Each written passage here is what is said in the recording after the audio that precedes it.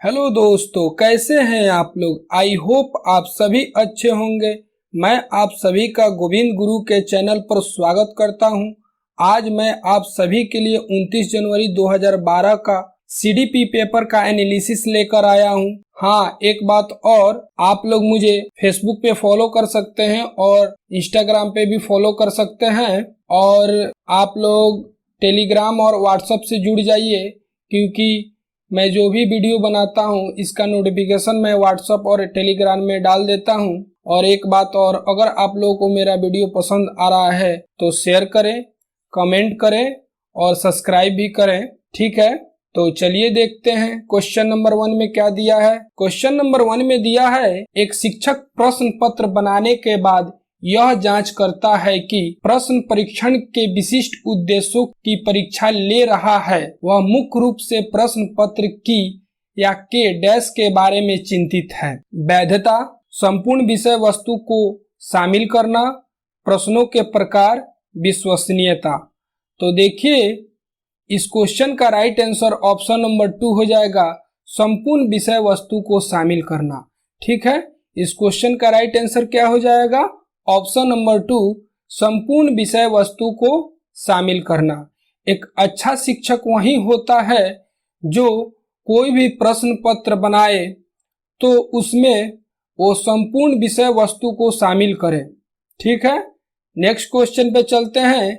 Question number 2 में क्या दिया है, विवेचनात्मक शिक्षण शास्त्र का यह दृढ़ विश्वास है कि एक शिक्षक को हमेशा कक्षा के अनुदेशन का नेतृत्व करना चाहिए, शिक्षार्थियों को स्वतंत्र रूप से तर्कण नहीं करना चाहिए, बच्चे स्कूल से बाहर क्या सीखते हैं यह अप्रासंगिक है, शिक्षार्थियों के अनुभव और प्रत्यक्षण महत्वपूर्ण होते हैं। तो देखिए, इस क्वेश्चन का राइट आंसर क्या हो जाएगा, इस क्वेश्चन का राइट आंसर ऑप्शन नंबर 4 हो जाएगा।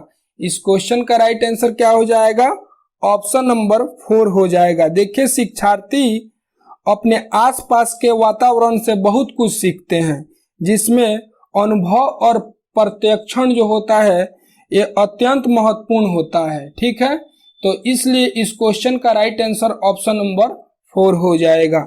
नेक्स्ट क्वेश्चन पे चलते हैं। क्वेश्चन नंबर 3 में क्या दिया है, विद्यालय आधारित आकलन मुख्य रूप से किस सिद्धांत पर आधारित होता है। आकलन बहुत किफायती होना चाहिए, बड़ा परीक्षकों की अपेक्षा शिक्षक अपने शिक्षार्थियों की क्षमताओं को बेहतर जानते हैं, किसी भी कीमत पर विद्यार्थियों को अच्छे ग्रेड मिलने चाहिए।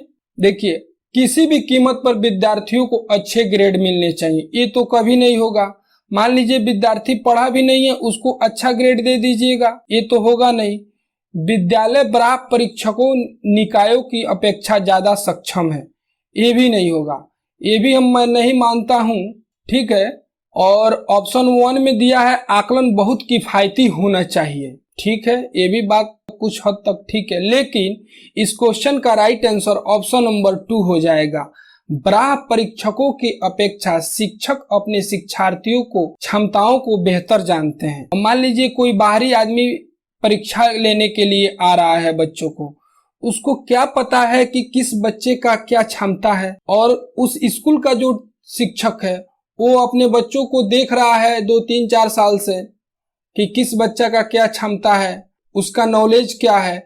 तो इसलिए इस क्वेश्चन का राइट आंसर ऑप्शन नंबर 2 हो जाएगा कि बाहर परीक्षकों के अपेक्षा, बाहर की परीक्षकों के अपेक्षा शिक्षक अपने शिक्षार्थी की क्षमताओं को बेहतर जानते हैं। ठीक है, तो विद्यालय आधारित आकलन का मुख्य रूप इसी पे आधारित है। ठीक है, नेक्स्ट क्वेश्चन पे चलते हैं। क्वेश्चन नंबर 4 में क्या दिया है, शिक्षार्थी व्यक्तिगत विभिन्नता प्रदर्शित करते हैं, अतः शिक्षक को अधिगम की एक समान गति पर बल देना चाहिए, सीखने की विविधता अनुभवों को उपलब्ध कराना चाहिए, कठोर अनुशासन सुनिश्चित करना चाहिए, परीक्षाओं की संख्या बढ़ा देनी चाहिए।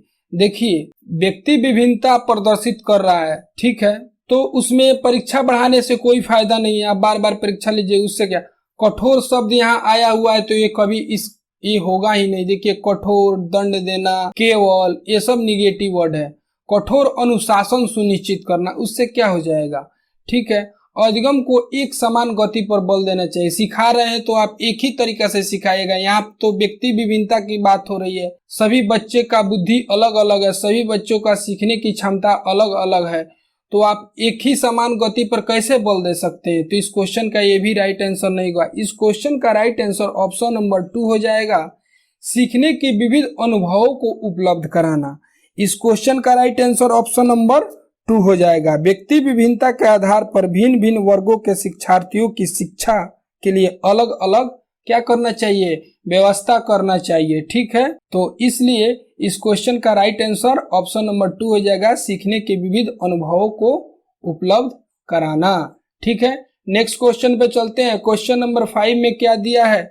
वाइगॉस्की बच्चे के सीखने में निम्नलिखित में से किस कारक की महत्वपूर्ण भूमिका पर बल देते हैं? सामाजिक, आनुवंशिक, नैतिक, शारीरिक। तो इस क्वेश्चन का राइट आंसर ऑप्शन नंबर 1 हो जाएगा, सामाजिक।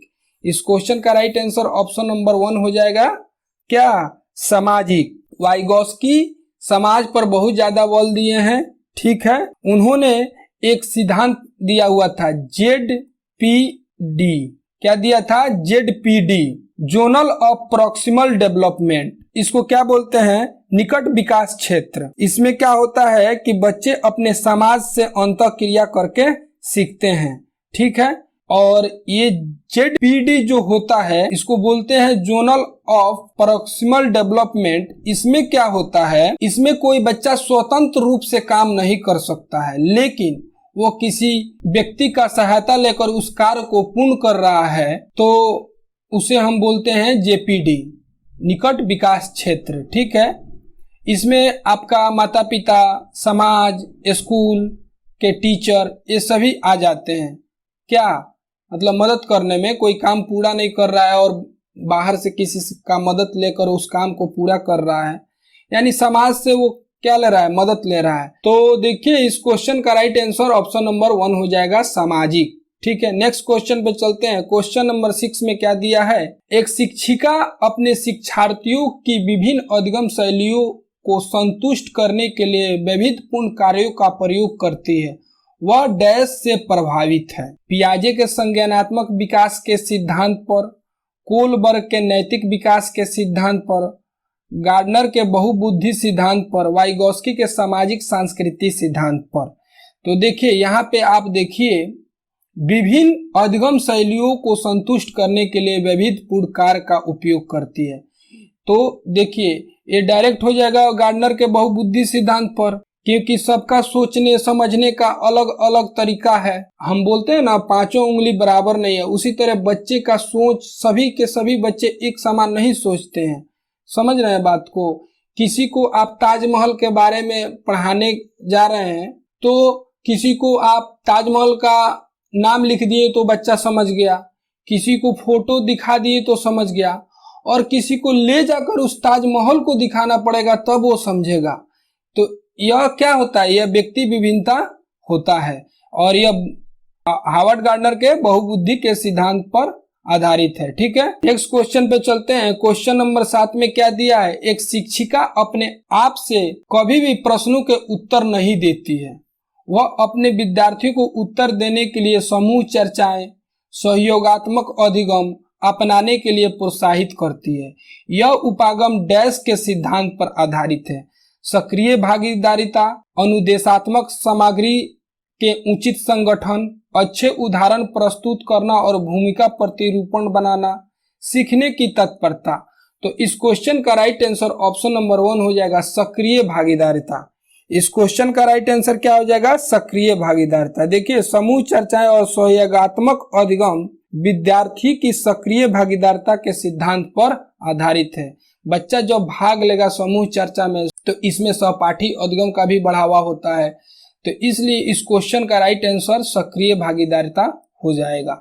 नेक्स्ट क्वेश्चन पे चलते हैं। क्वेश्चन नंबर 8 में क्या दिया है? निम्नलिखित में से कौन सा शिक्षक से संबंधित अधिगम को प्रभावित करने वाला कारक है? क्या पूछ रहा है कि निम्नलिखित में से कौन सा शिक्षक से संबंधित अधिगम को प्रभावित करने वाला कारक है? विषय वस्तु में प्रवीणता, बैठने की उचित व्यवस्था, शिक्षण अधिगम संसाधनों की उपलब्धता, विषय वस्तु या अधिगम अनुभवों की प्रकृति। तो देखिए इस क्वेश्चन का राइट आंसर ऑप्शन नंबर 1 हो जाएगा, विषय वस्तु में प्रवीणता। अब शिक्षक से संबंधित अधिगम प्रभावित करने वाला कारक पूछ रहा है। मान लीजिए एक गणित का टीचर है और उसको गणित आता ही नहीं है, उसको आप क्लास में भेज दीजिएगा, उसको खुद नहीं आता है तो बच्चों को क्या पढ़ा पाएगा। तो इसलिए मान लीजिए अगर गणित का शिक्षक है तो गणित उसको अच्छी तरीका से आना चाहिए, तब न वो बच्चों को सिखा पाएगा। तो विषय वस्तु में प्रवीणता, उसको उस विषय वस्तु में मास्टरी करना पड़ेगा, उसको मतलब अच्छी तरीका से पूरा ज्ञान होगा, तभी वो बच्चों को पढ़ा पाएगा। ठीक है, अब यहाँ पे शिक्षक से संबंधित प्रभावित करने वाला कारक यही है कि विषय वस्तु में प्रवीणता, उसको विषय वस्तु में दक्षता प्राप्त करना पड़ेगा, तभी वो बच्चों को सिखा पाएगा। ठीक है, नेक्स्ट क्वेश्चन पे चलते हैं। क्वेश्चन नंबर 9 में क्या दिया है, राज्य स्तरीय एकल गायन प्रतियोगिता के लिए विद्यार्थियों को तैयार करते समय एक विद्यालय लड़कियों को वरीयता देता है। यह दर्शाता है लैंगिक पूर्वाग्रह, वैश्विक प्रवृत्तियां, परियोजनात्मक उपागम, प्रगतिशील चिंतन। तो इस क्वेश्चन का राइट आंसर ऑप्शन नंबर 1 हो जाएगा, लैंगिक पूर्वाग्रह। अब देखिए लड़का और लड़की बांटा नहीं हुआ, सभी समान हैं, लेकिन विद्यालय क्या कर रहा है, लड़कियों को वरीयता दे रहा है, लड़कों को वरीयता नहीं दे रहा है। तो क्या कर रहा है, लैंगिक पूर्वाग्रह दर्शा रहा है। वो लड़कियों को ज्यादा सक्षम मान रहा है कि लड़कियां अच्छा गाना गा सकती हैं, लड़के नहीं गा सकते हैं, लेकिन ऐसा नहीं है, लड़का और लड़की दोनों अच्छा गा सकते हैं। आप दोनों को भरपूर मात्रा में अपॉर्चुनिटी दें, उनको बोले कि आप भी प्रतियोगिता में भाग लें। ठीक है, तो उस विद्यालय को ऐसा नहीं करना चाहिए। ठीक है, तो इस क्वेश्चन का राइट आंसर ऑप्शन नंबर 1 हो जाएगा, लैंगिक पूर्वाग्रह। ठीक है, नेक्स्ट क्वेश्चन पे चलते हैं। क्वेश्चन नंबर 10 में क्या दिया है, बीज का अंकुरण संकल्पना के शिक्षण की सबसे प्रभावी पद्धति विस्तृत व्याख्या करना। देखिए मान लीजिए व्याख्या कर रहे हैं तो बच्चा कितना सीख पाएगा। ठीक है, हमने बोला है करके सीखने के लिए, जब बच्चा खुद से करके सीखेगा तो वो ज्यादा अच्छी तरीका से सीख पाएगा। ठीक है, थर्ड में देखते हैं, श्याम पट पर चित्र बनाना और वर्णन करना। आप चित्र बनवा दिए, उसके बारे में वर्णन कर रहे हैं, उससे भी वो उतना अच्छी तरीका से नहीं सीख पाएगा। ठीक है, बीज की चित्र दिखाना, वृद्धि, मान लीजिए वृद्धि हो रहा है, छोटा है, बड़ा है, बड़ा है, बड़ा है, ऐसे दिखा रहे हैं, उससे भी उतना अच्छा नहीं सीख पाएगा। लेकिन विद्यार्थियों द्वारा पौधे के बीज बोना और उसके अंकुरण के चरणों का अवलोकन करना और दर्ज करना, ये सबसे बड़ी बात है। इस क्वेश्चन का राइट आंसर ऑप्शन नंबर 2 हो जाएगा। और जब बच्चा करके सीखेगा, अपने हाथ से करके सीखेगा, वो खुद से करेगा, तो उसको अंकुरण की संकल्पनाओं को अच्छी तरह वो समझ पाएगा कि पौधा कैसे अंकुरित होता है और अंकुरण होने के बाद कैसे पौधा बहुत बड़ा बन जाता है। दिन पर दिन वो बढ़ते जाएगा, उसमें वो बच्चा पानी डालेगा, उसका अवलोकन करेगा। ठीक है, और उसको अपने कॉपी में नोट भी करेगा, उससे ज्यादा समझ में आएगी। तो इसलिए इस क्वेश्चन का राइट आंसर ऑप्शन नंबर 2 हो जाएगा। नेक्स्ट क्वेश्चन पे चलते हैं। क्वेश्चन नंबर 11 में क्या दिया है, जब बच्चा फेल होता है तो इसका तात्पर्य है कि बच्चे क्या पढ़ाई के लिए योग्य नहीं है। बच्चा फेल हो रहा है, इसका मतलब ये है कि बच्चा पढ़ ही नहीं सकता है। देखिए ये तो होगा नहीं। ठीक है, ऑप्शन 2 में दे रहा है, बच्चे ने उत्तर को सही तरीके से नहीं किया, ये भी नहीं होगा। ठीक है, बच्चा फेल हो गया तो इसका मतलब उत्तर सही नहीं दिया। बच्चे को प्राइवेट ट्यूशन लेना चाहिए। देखिए प्राइवेट ट्यूशन जब आप पढ़ा रहे हैं तो उसको प्राइवेट ट्यूशन लेने की क्या आवश्यकता है, यानी कि आप में कमी है, तब वो प्राइवेट ट्यूशन उसको लेना पड़ेगा। व्यवस्था फेल हुई है, हाँ व्यवस्था फेल हुई है। इस क्वेश्चन का राइट आंसर ऑप्शन नंबर 4 हो जाएगा कि व्यवस्था फेल हुई है। क्या हुआ है, व्यवस्था फेल हुआ है। आप पढ़ा रहे हैं, अगर मैं आप लोगों को सीटेट की तैयारी करा रहा हूँ, अगर आप नहीं पास कर रहे हैं, इसका मतलब मैं फेल कर गया, क्योंकि मुझ में वो कमी है, मैंने कुछ कमी किया, मैंने आप लोगों को सही डायरेक्शन नहीं दिया, जिसके वजह से आप फेल हो गए, यानी कि व्यवस्था फेल हुई है। ठीक है, तो ये आपका जिम्मेवारी बनता है कि आप कैसे बच्चों को पढ़ाएं जिससे बच्चे सक्सेस हो जाएं। ठीक है, नेक्स्ट क्वेश्चन पे चलते हैं। क्वेश्चन नंबर 12 में क्या दिया है, शिक्षण से अधिगम पर बल देने वाला परिवर्तन हो सकता है। परीक्षा परिणामों पर केंद्रित होकर, बाल केंद्रित शिक्षा पद्धति अपनाकर, रटने को प्रोत्साहित करके, अग्र शिक्षण की तकनीक अपनाकर। देखिए रटना तो कभी नहीं है, बच्चों को रटाना नहीं है, पीटना नहीं है, याद नहीं कराना है, दंड नहीं देना है, ठीक है, ये सब कभी नहीं करना है। परीक्षा परिणामों पर केंद्रित होकर, बताइए, परीक्षा परिणामों पर केंद्रित होकर हम लोग नहीं कर सकते। इस क्वेश्चन का राइट आंसर ऑप्शन नंबर 2 हो जाएगा, बाल केंद्रित शिक्षा पद्धति अपनाकर। इस क्वेश्चन का राइट आंसर क्या हो जाएगा, बाल केंद्रित शिक्षा पद्धति अपनाकर, ठीक है।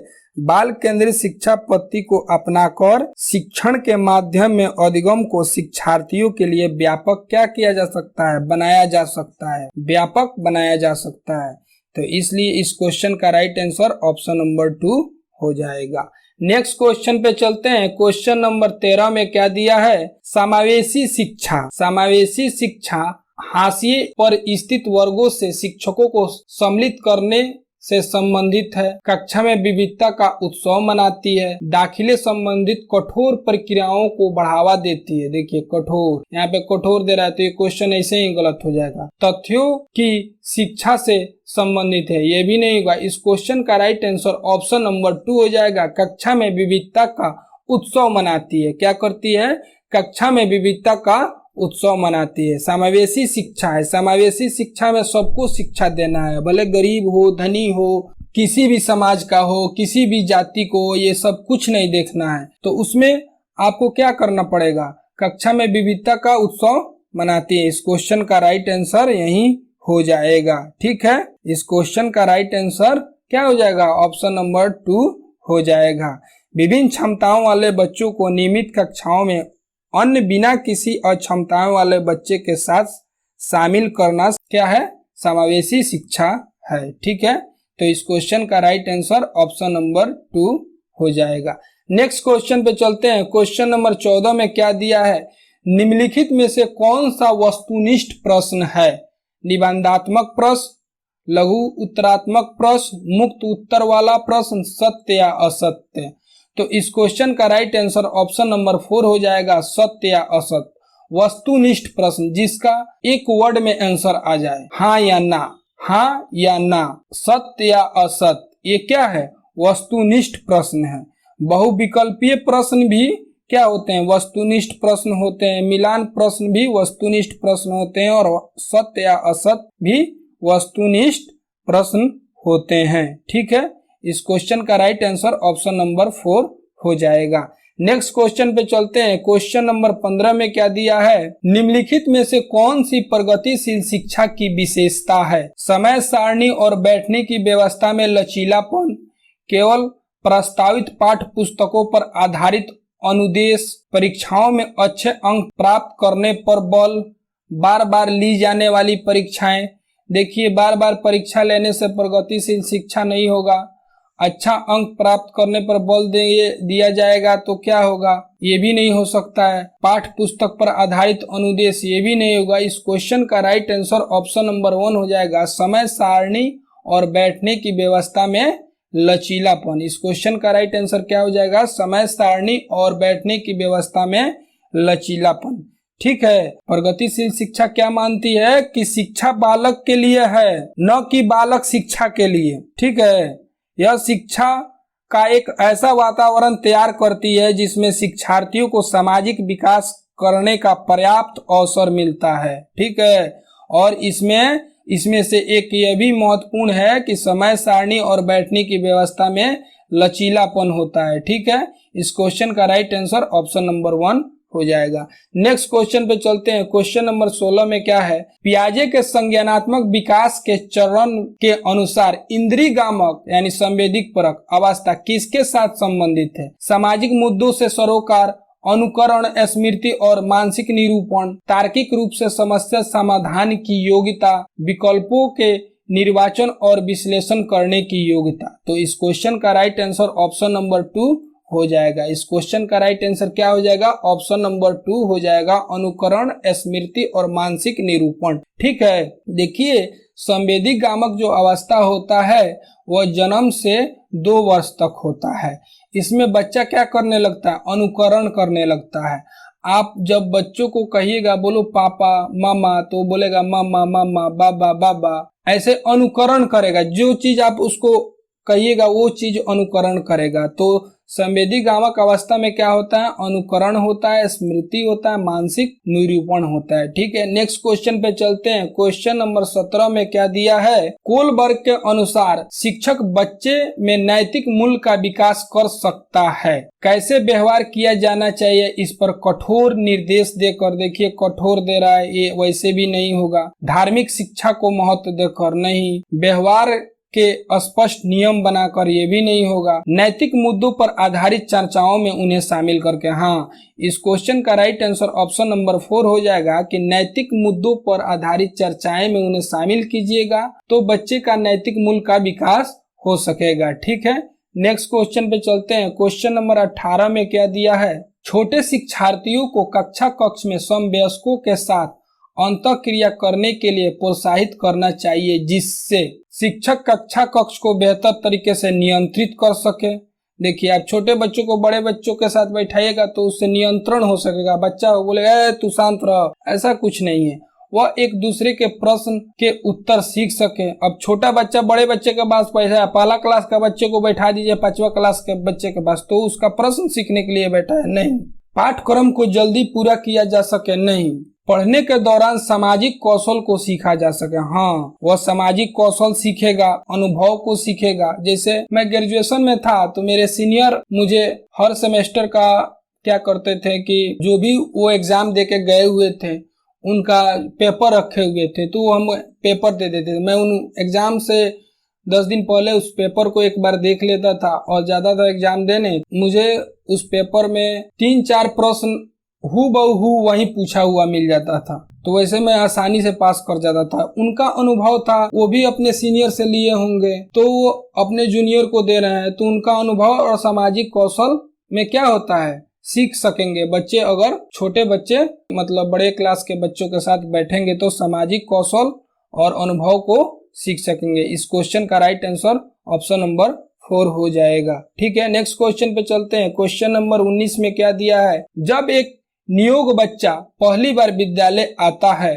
तो शिक्षक को क्या करना चाहिए? प्रवेश परीक्षा लेना चाहिए? नहीं। नियोग बच्चा जब पहली बार विद्यालय आ रहा है तो आप उसका परीक्षा लीजिएगा। बच्चे की नियोक्ता के अनुसार उसे विशेष विद्यालय में भेजने का प्रस्ताव देना चाहिए। उन्हें अन्य विद्यालयों से अलग रखना चाहिए? ये भी नहीं होगा। सहकारी योजना विकसित करने के लिए बच्चे के माता पिता के साथ चर्चा करना चाहिए। देखिए, इस क्वेश्चन का राइट आंसर ऑप्शन नंबर 2 हो जाएगा कि बच्चे की नियोक्ता के अनुसार उसे विशेष विद्यालय में भेजने का प्रस्ताव देना चाहिए। ठीक है, नेक्स्ट क्वेश्चन पे चलते हैं। क्वेश्चन नंबर 20 में क्या दिया है? प्रायः शिक्षार्थियों की त्रुटियां डैश की ओर संकेत करती है।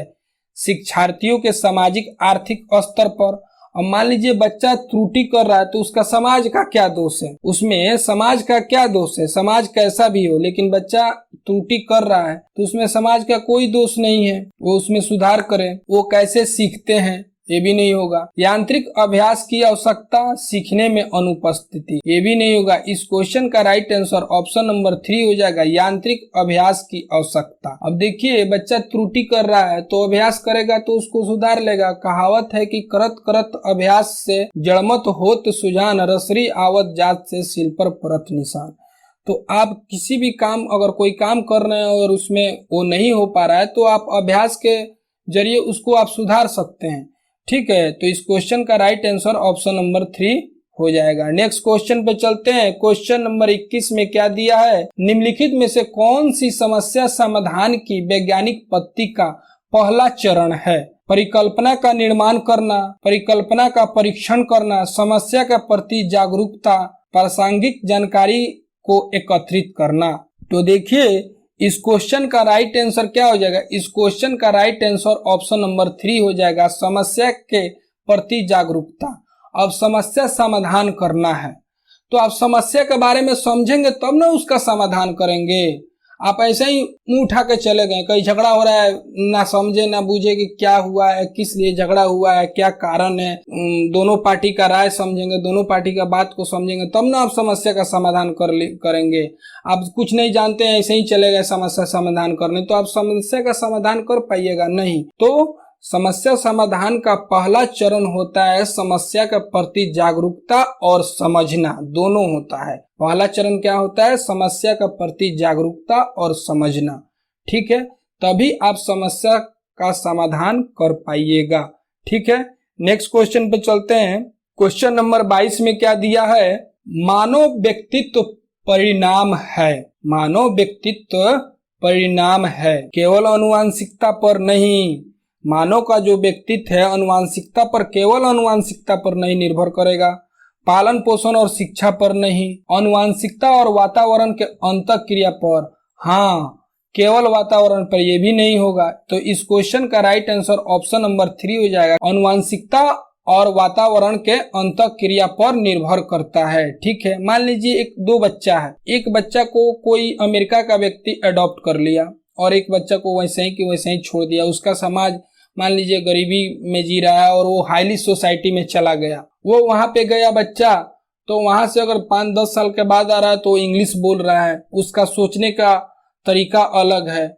और ये जो बच्चा है जो यहीं पे रुक चुका है, उसका सोचने समझने का तरीका अलग है। उसका समाज में जैसे जिया जा रहा है, जैसे गाली गलौज हो रहा है, झगड़ा हो रहा है, उसको वो उसी तरीका से ले रहा है। लेकिन जो बच्चा हाईली सोसाइटी में पहुंच गया तो उसका वातावरण के अनुसार उसका क्या हो गया? सोचने समझने का क्षमता विकसित हो गया है। तो इसलिए मानव व्यक्तित्व परिणाम किस पे निर्भर करता है? आनुवंशिकता और वातावरण के अंतःक्रिया पर निर्भर करता है, ठीक है।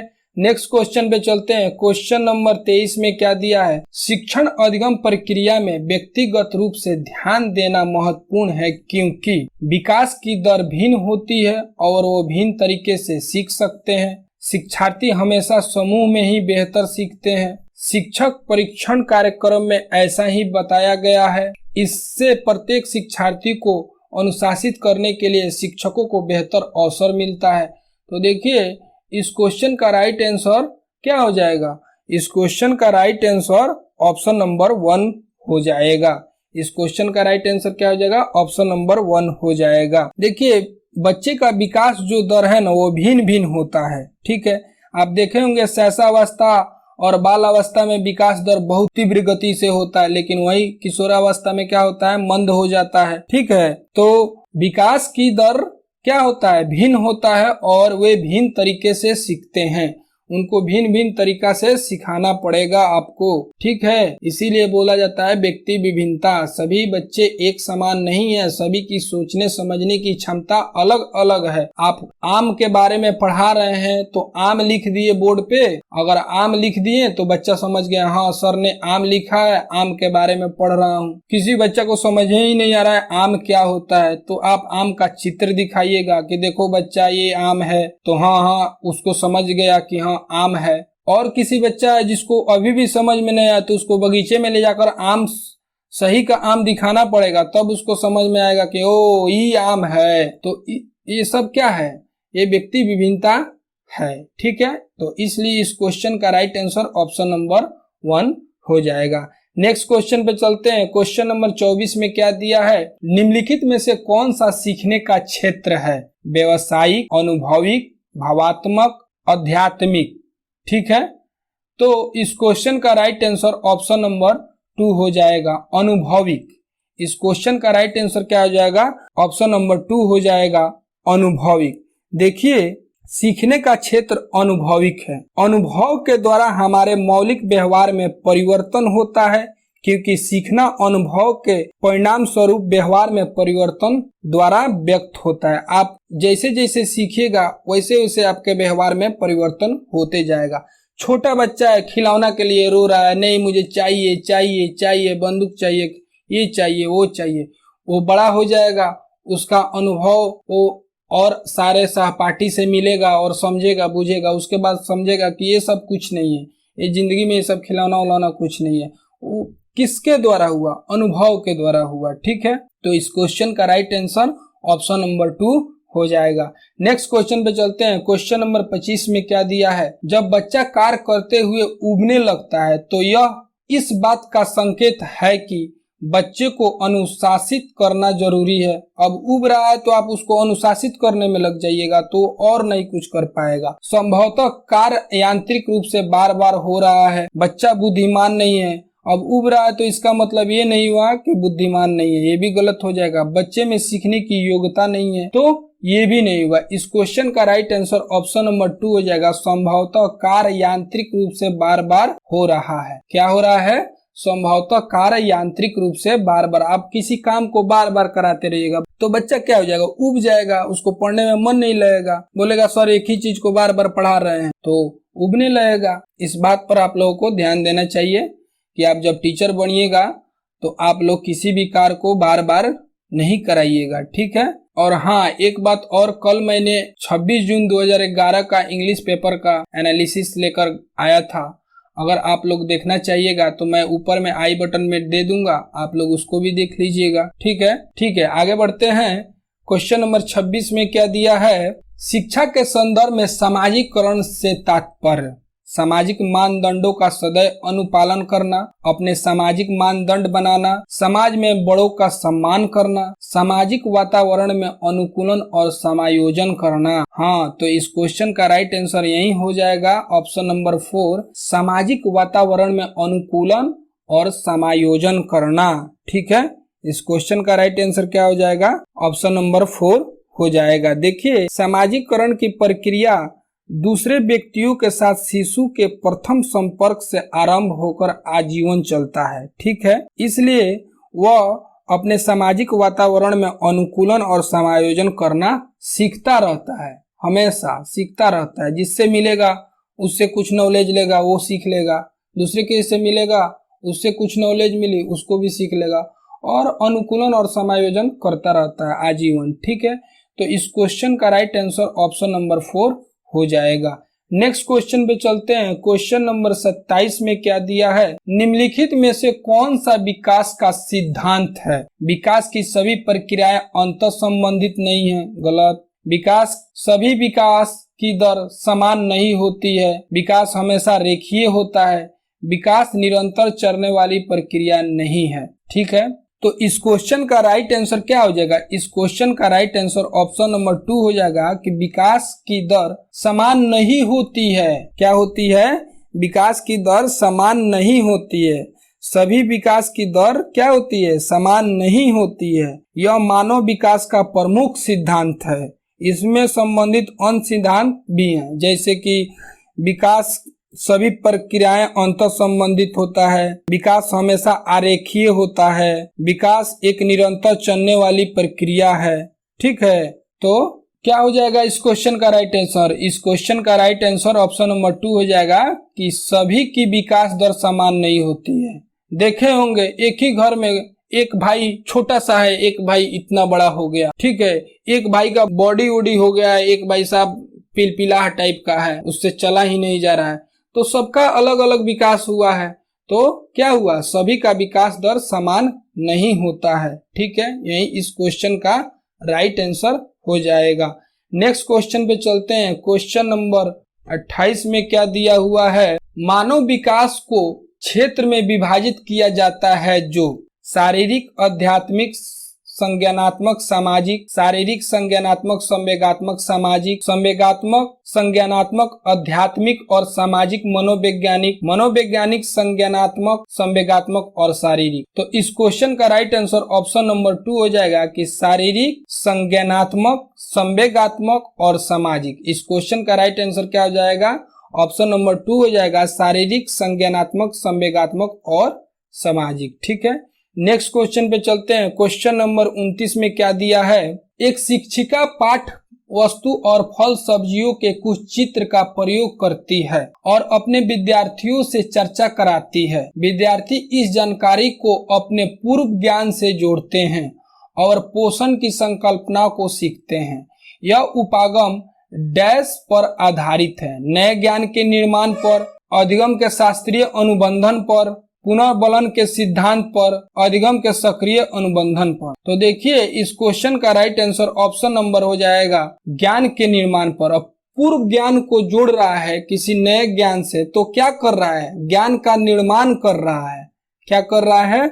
वह ज्ञान का निर्माण कर रहा है। ठीक है, तो इस क्वेश्चन का राइट आंसर ऑप्शन नंबर 1 हो जाएगा। नेक्स्ट क्वेश्चन पे चलते हैं। क्वेश्चन नंबर 30 में क्या दिया है, जब बच्चे की दादी उसे उसकी माँ की गोद से लेती है तो बच्चा रोने लगता है। बच्चा डैश के कारण रोता है, वियोग दुश्चिंता, सामाजिक दुश्चिंता, संवेगात्मक दुश्चिंता, अजनबी दुश्चिंता। तो इस क्वेश्चन का राइट आंसर ऑप्शन नंबर 3 हो जाएगा, संवेगात्मक दुश्चिंता।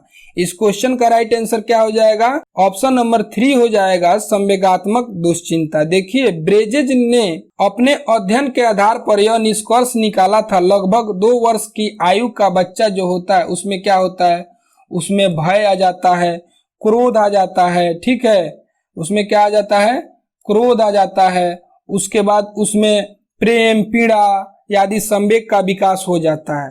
ठीक है, क्योंकि बच्चे को माँ से अधिक लगाव होता है, जिसके कारण वो अपने दादी के गोद में आने पर संवेगात्मक दुश्चिंता के कारण क्या करता है, रोने लगता है। तो इस क्वेश्चन का राइट आंसर ऑप्शन नंबर 3 हो जाएगा। ठीक है, ठीक है, आज का क्लास आप लोग का यहीं पे समाप्त होता है। और आप लोगों को मेरा काम पसंद आ रहा है तो मेरे चैनल को लाइक करें, शेयर करें, सब्सक्राइब करें। ठीक है, धन्यवाद।